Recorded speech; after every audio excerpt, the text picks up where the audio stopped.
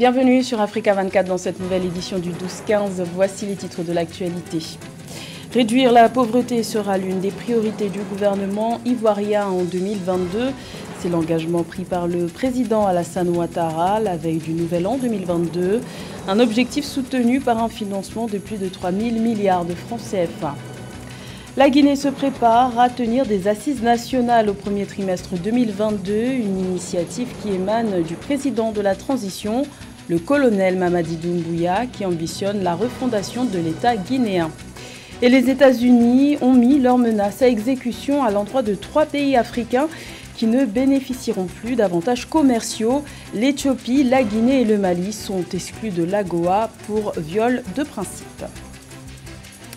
Mais tout d'abord, au Soudan, son retour au pouvoir aura été de courte durée. Le Premier ministre civil, Abdallah Hamdok, a annoncé sa démission ce dimanche 2 janvier, après une nouvelle journée de manifestation qui a fait au moins 2 morts. Rappelons qu'après le coup d'État militaire du 25 octobre dernier, Abdallah Hamdok avait accepté de conclure un accord politique avec les militaires, malgré les protestations populaires pour réclamer le retour à un pouvoir civil. Il est à noter que l'ancien Premier ministre, qui avait repris ses fonctions en novembre dernier, avait du mal à convaincre des volontaires civils de venir le rejoindre pour former un gouvernement.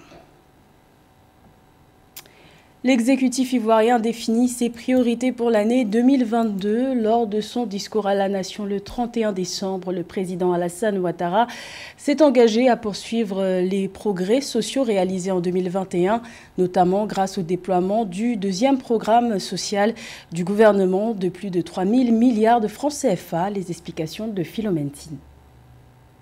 Le gouvernement ivoirien entend intensifier et poursuivre les actions entamées dans le cadre de la réduction de la pauvreté au titre de l'année 2022. Doté d'un montant de 3 182,4 milliards de francs CFA, le deuxième programme social du gouvernement 2022-2024, qui sera lancé courant du mois de janvier, doit permettre la transformation de l'économie ivoirienne. C'est ce qu'a annoncé le chef de l'État Alassane Ouattara dans son adresse à la nation le 31 décembre 2021.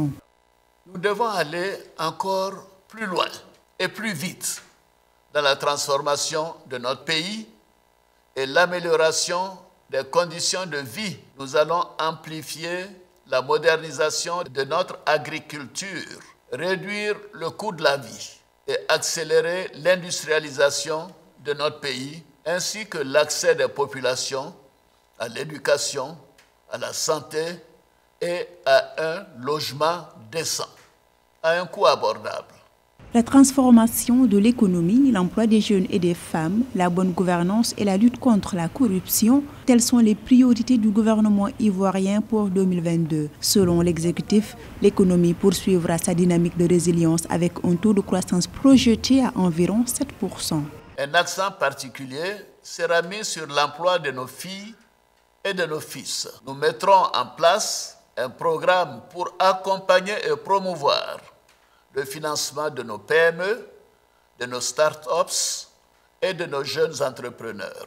Nous soutiendrons davantage l'autonomisation de nos sœurs et de nos filles. Revenons sur les acquis de l'année 2021. Le président Alassane Ouattara a déclaré que sur le plan infrastructurel, plusieurs projets ont été initiés. Les travaux s'étendront jusqu'à la fin de cette année. Dans l'énergie, environ 250 000 ménages ivoiriens ont bénéficié en 2021 du programme Électricité pour tous. Également dans l'actualité, en Somalie, un attentat terroriste a été perpétré ce dimanche 2 janvier à la périphérie de la capitale somalienne Mogadiscio, aux abords de l'autoroute Mogadiscio-Afgoye. Cette explosion à la bombe artisanale a fait au moins 2 morts. Selon les autorités somaliennes, cette attaque visait un convoi de casques bleus de la mission de l'Union africaine en Somalie, AMISOM. Pour l'instant, l'attentat n'a pas été revendiqué. Notons qu'il s'agit de la 2e explosion en Somalie en moins de 24 heures. L'explosion précédente a fait au moins 3 blessés. C'était une première pour le colonel Mamadi Doumbouya, le président de la transition guinéenne qui a prêté serment en octobre dernier, a tenu son premier discours à la nation du Nouvel An le 31 décembre, une allocution durant laquelle il a annoncé la tenue d'assises nationales dénommées Journée de vérité et de pardon qui se tiendront dès le premier trimestre 2022. Plus de précisions avec Joël Ballot. Pour son premier discours en tant que dirigeant de la République de Guinée, Mamadi Doumbouya a fait l'annonce de la tenue entre janvier et mars 2022 d'assises nationales dénommées Journée de vérité et de pardon. L'objectif recherché, bâtir un état de droit pour un avenir commun. Je vous annonce que courant le premier trimestre 2022, nous organiserons sur toute l'étendue du territoire national et dans nos ambassades à l'étranger des assises nationales dénommées Journée de vérité et pardon. Ces journées permettront de cerner l'ampleur et le contour du vaste sentier de construction de notre union sacrée. Pour créer un État inclusif, impartial, au service de tous, le colonel Mamadi Doumbouya opte pour la mise en place d'un Conseil national de transition. Ce dernier devra proposer aux différentes forces politiques et sociales une nouvelle constitution adoptée par référendum qui sera le socle de l'État de droit qu'est la Guinée. La détermination pour ce pays est sans limite. Je vous garantis que le temps des errements est terminé. Le temps des saignées de toutes sortes est révolu. Le rôle qui m'est dévolu, c'est de conduire cette transition au terme de laquelle nos larmes auront tari, nos rêves refleuris, nos cœurs seront apaisés et nos conflits dissipés. En clôture de son adresse, le chef de l'État guinéen n'a pas manqué d'inviter chaque citoyen à soutenir le Sili national qui participe à la CAN au Cameroun et à plus de vigilance et de protection face à la nouvelle flambée des cas de Covid-19. Réduire le taux de chômage des jeunes est l'une des priorités du gouvernement gabonais et pour cause, le Gabon possède l'un des taux de chômage chez les jeunes les plus élevés d'Afrique subsaharienne. Dans son discours à la nation le 31 décembre, le président Ali Bongo Ondimba est revenu sur les actions économiques menées en 2021 pour inverser la tendance, tout en présentant les perspectives pour 2022. Le point avec Joël Ballot. En 2021, pour relever le chômage jeune estimé à 36%, le Gabon s'est distingué dans la réalisation de plusieurs projets en appui au secteur routier, électrique, formation. Pour rester dans la même dynamique, le chef de l'État du Gabon, Ali Bongo Ondimba, dans son adresse à la nation ce 31 décembre 2021, a annoncé pour 2022 la création et la réhabilitation d'établissements de formation professionnelle, la création d'une centrale à gaz à Ouendo. Tous ces projets permettront au surplus de créer de nombreux emplois pour permettre à chacun de mieux circuler, se déplacer.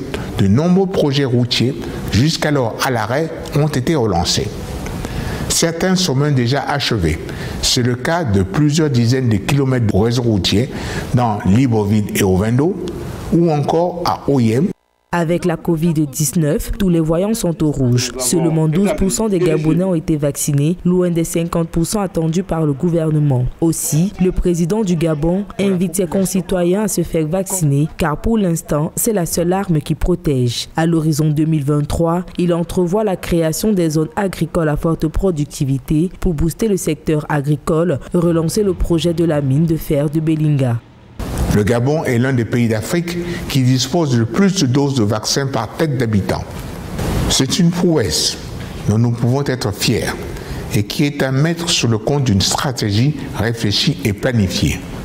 Cette arme, ce vaccin, il nous faut désormais l'utiliser régulièrement, l'utiliser le plus possible. Sur le plan diplomatique, le chef de l'État a annoncé l'intégration probable du Gabon au sein du Commonwealth en 2022. À titre de rappel, dès le 1er janvier 2022, le Gabon, pour les 2 années à venir, siège au Conseil de sécurité des Nations Unies où il a été élu en qualité de membre non permanent. La République démocratique du Congo, pays prospère en 2022, c'est l'objectif affiché par le président Félix Tshisekedi le 31 décembre lors de son discours à la nation du Nouvel An. Le chef de l'État congolais au pouvoir depuis janvier 2019 a réitéré son engagement en faveur de ces projets de développement et du bien-être de la population. Les précisions de Mildred Diamou. Plan de relance économique, développement social, sanitaire et environnemental, le président Félix Tshisekedi réaffirme son engagement à œuvrer en faveur de ces projets en vue de faire de la République démocratique du Congo un pays prospère en 2022. C'était au cours de son message à la nation du Nouvel An, dressé le 31 décembre 2021.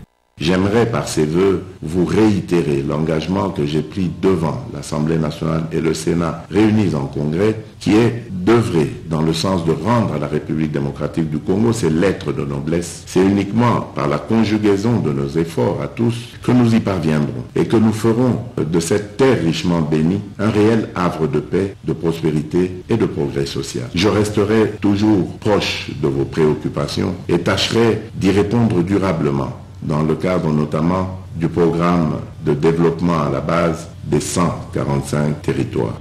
Des projets de sécurité, d'éducation, de bonne gouvernance, d'autonomisation des femmes et jeunes, d'amélioration des conditions de vie des populations, de santé, de renforcement des partenariats ont véhiculé le discours du chef de l'État congolais. Le président Tshisekedi a appelé à redoubler d'efforts dans la protection des droits des femmes au milieu de l'insécurité grandissante dans le nord-est du pays.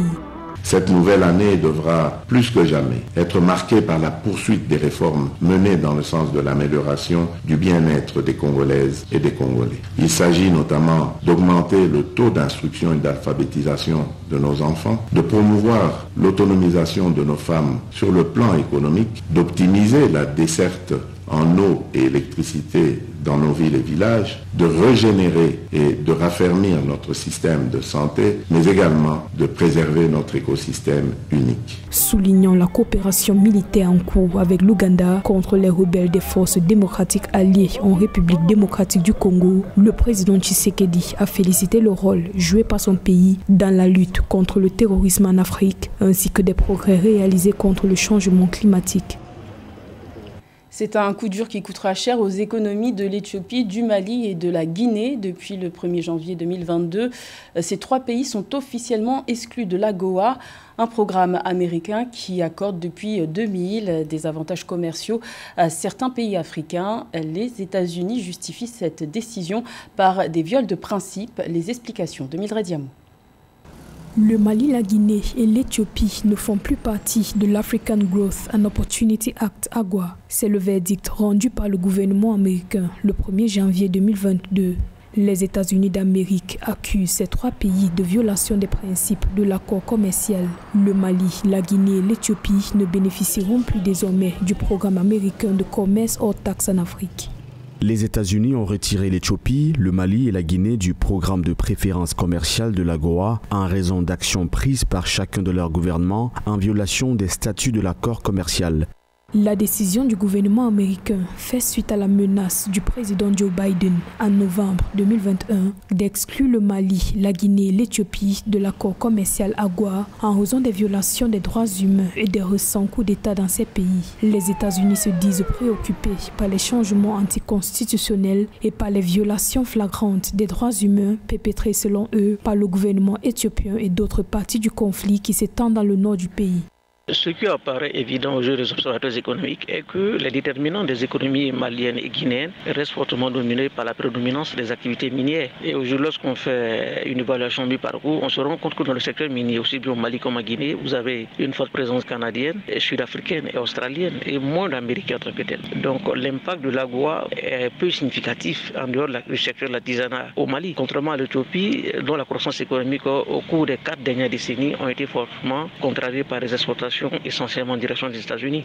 Rappelons que l'AGOA est un accord commercial mis en place en 2000 par le gouvernement américain pour faciliter et réguler les échanges commerciaux avec les pays d'Afrique. Dans le cadre de cet accord, des milliers de produits africains peuvent bénéficier de réductions de taxes à l'importation.